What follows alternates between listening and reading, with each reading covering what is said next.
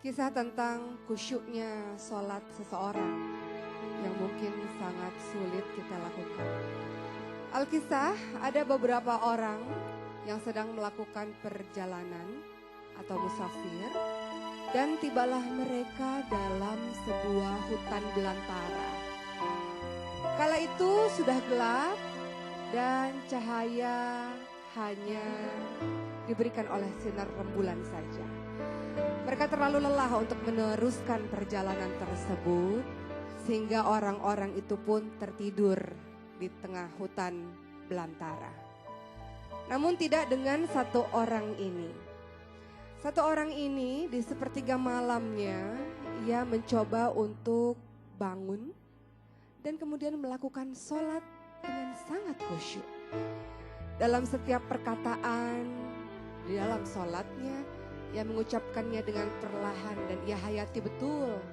Ia paham bahwa dalam setiap perkataan tersebut adalah doa pengharapannya kepada Allah Subhanahu wa Ta'ala.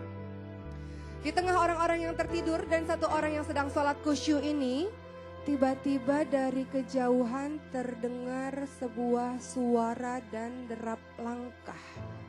Maka seseorang pun bangun dan kemudian melihat apa yang ada di balik belantara tersebut.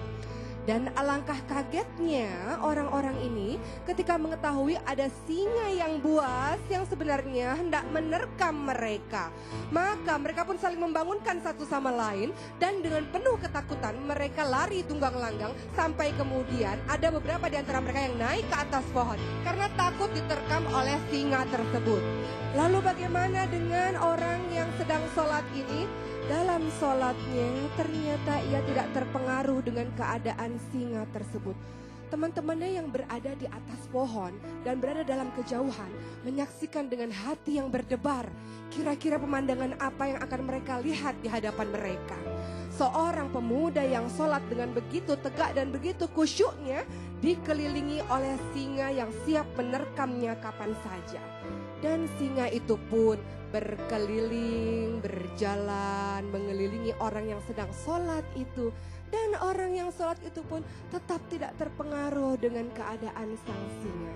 Ia tetap berdiri, tetap ruku, tetap sujud, terus melakukan sholatnya.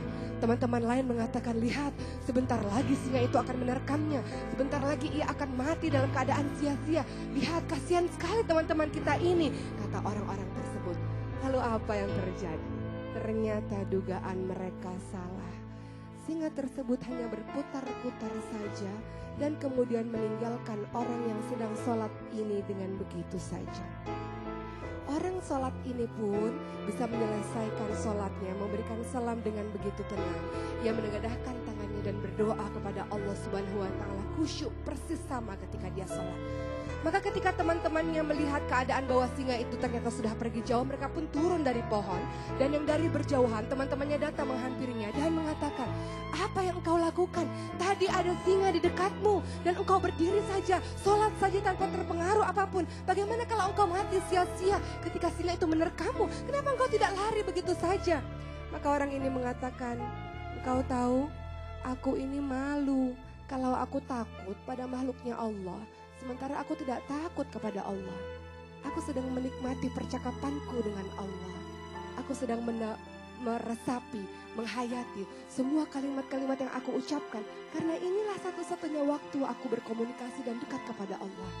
Aku sedang menikmati rukuku, aku sedang menikmati sujudku. Karena aku tahu ketika aku merendahkan diri dengan sujudku, kepalaku ini aku rendahkan, aku taruh di tanah, adalah tempat di mana aku merasa sangat dekat kepada Robku. Maka seakan-akan aku tidak pernah takut dengan apapun. Aku merasa Allah sedang memandangku. Aku merasa aku tengah berbicara kepada Allah. Dan aku merasa ketenangan yang luar biasa. Aku serahkan pada Allah apa yang terjadi akan kehidupanku. Dan Allah menyelamatkanku karena sholat khusyukku ini. Lihat, kisah ini menjadi pembelajaran sangat berharga. Sholat khusyuk adalah sholat yang sangat sulit kita lakukan. Kenapa? Karena kita tidak pernah paham akan maknanya.